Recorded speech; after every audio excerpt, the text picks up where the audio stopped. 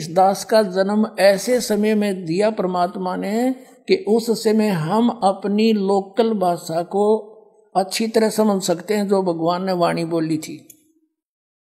और अब के बच्चे तो इस ठीक न समझ नहीं सकते। ठीक क्या होती है? हम छोटे छोटे थे जब क्या होता था कि भी लड़की की ठीक दर दी हमने, और इस दिन उसके पति आएंगे उसको ले जाने के लिए, वह ठीक बोली जाती थी, निर्धारित समय, निश्चित समय, ठीक। ये स्वदेशी भाषा है। तो परमात्मा कहते हैं जब तक मैंने जो निर्धारित समय किया हुआ है वो ठीक का तिथिवार नहीं आते, तब तक तो ये मेरी बात लिखी हुई सुख संवेद में निराधार महसूस होंगी। लेकिन जिस दिन वो ठीक का दिन आओगा, जब देखना धर्मदास डूंडा पाटेगा। अब देखो फिर आगे दिखाते हैं, यही 5-7 पंक्तियां हैं, परमात्मा ने कमाल कर दिया, नए नए रहस्य मिलते हैं। ये पुण्यात्माओं अभी 4था दिन पहले ये रहस्य मिला इस कबीर सागर के अंदर पुण्यात्माओं। अब हम वो सब संवेद पढ़ रहे हैं 171 पृष्ठ पे कबीर सागर से। अब हम यहां आ चुके हैं पढ़ते हुए। कहते हैं जब लग पूर्ण होए नहीं ठीक का तिथिवार, ठीक माने निर्धारित समय 5505, वह ठीक दर रखी 5500 वर्ष जब कलयुग बीत जाएंगे। जब लग पूर्ण होए नहीं ठीक का तिथिवार, जो ठीक है को नहीं है, चलो जैसे भी इसको भी समझ सकते हैं। और कपट चातुरी तब लोग जो सब संवेद निराधार है, तब तक वो कपट चातुरी रखने वाले व्यक्ति ने कहेंगे बकवाद कर रखी है, निराधार बातें हैं, ऐसा नहीं हो सकता। कहते जब लग तो मेरा सब संवेद जो मैं बोल रहा हूं यो ज्ञान निराधार महसूस होगा, और सब ही नार नर शुद्ध जब वो समय आ जाएगा, यो ठीक का दिन आवंत है, अंत नहीं। ये कहा कि सब ही नारी और नर शुद्ध तब जब ठीक का दिन आवंत, और कपट चातुरी छोड़ कर वो शरण कबीर गहनते। बोलो सतगुरुदेव।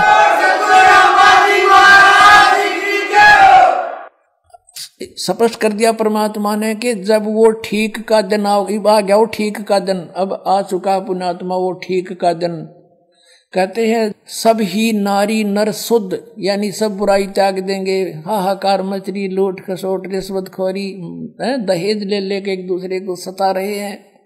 कहते हैं सब ही नारी नर शुद्ध तब जब ठीक का दिन आवंत, यू आवंत है, और कपट चातुरी छोड़ कर वो शरण कबीर गहनते। अब क्या बताया है कि एक अनेक हो गए, मेरी प्यारी आत्मा भिन्न भिन्न मजहबों में बट गई, एक अनेक हव गयो, और पुन अनेक हो एक, सब मिलकर फिर एक होएंगे। और हंस चले सतलोक को सब सतनाम की टेक।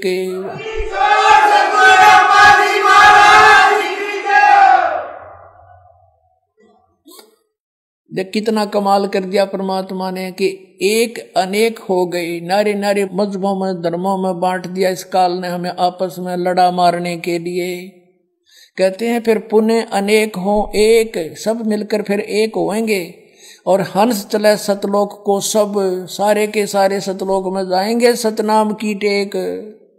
आगे क्या कहा है कि सभी के सभी सतलोक चलेंगे, और सतनाम की टेक उस 2 अक्षर के मंत्र के सहारे, उसकी भक्ति की टेक से सतलोक जा सकेंगे, जो इन काल के पंथियों ने पता भी नहीं सतनाम क्या है, खांड का है कि पीण का, कोई स्थान है या नाम है। अब क्या बताते हैं परमात्मा कि घर घर बोध विचार हो, दुर्मति दूर बहाए, और कलयुग में एक हवे सोई, और बरतें सहज सुभाए। अब देखो परमात्मा ने क्या कहा है कि घर घर बोध विचार हो, दुर्मति दूर बहाए, और कलयुग में एक हो के सब बरतें सहज स्वभाव। अब इसका क्या अर्थ बनता है कि घर घर के अंदर परमात्मा कहते हैं मेरे ज्ञान की चर्चा होया करेगी। पुण्यात्मा आज देख रहे हो परमात्मा की दया से परमेश्वर के बच्चे किस प्रकार घर घर में जाके द्वार पे खटखटा रहे हैं, परमात्मा के संदेश लेकर जा रहे हैं, उनकी चिट्ठी पहुंचा रहे हैं उनकी प्यारी आत्माओं तक। और घर घर के अंदर ये पुस्तक ज्ञान गंगा पहुंच रही है।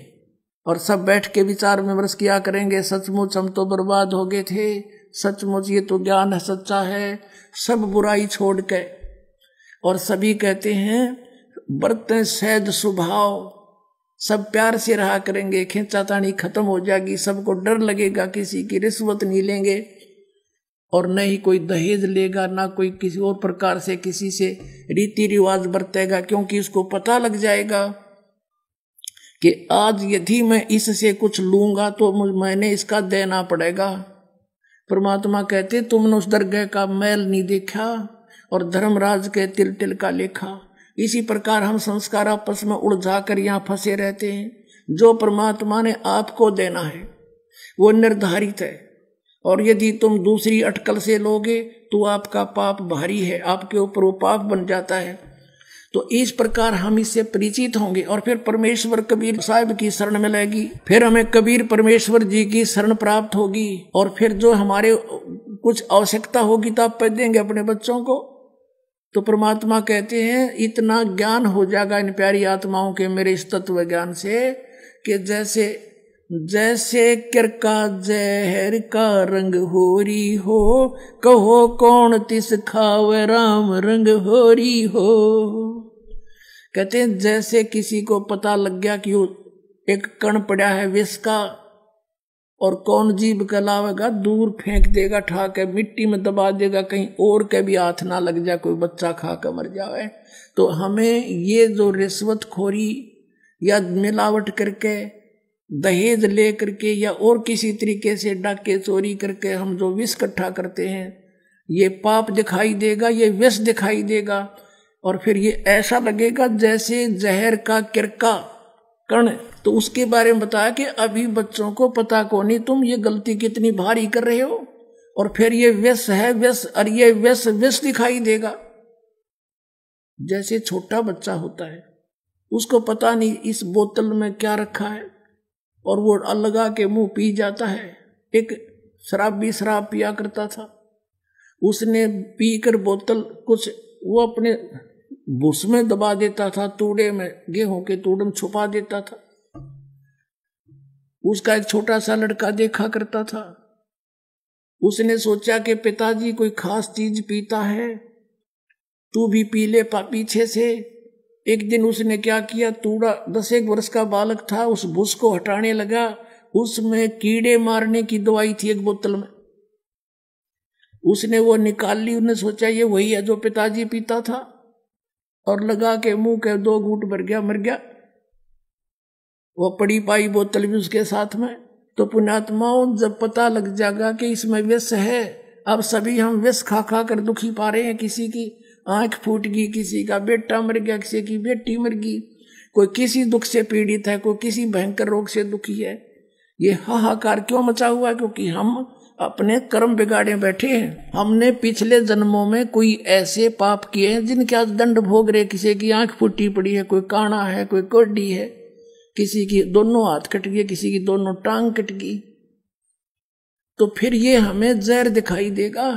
तो उसके लिए बताते हैं कि जैसे किरका जहर का रंग होरी हो, कहो कौन तिस खावे राम रंग होरी हो।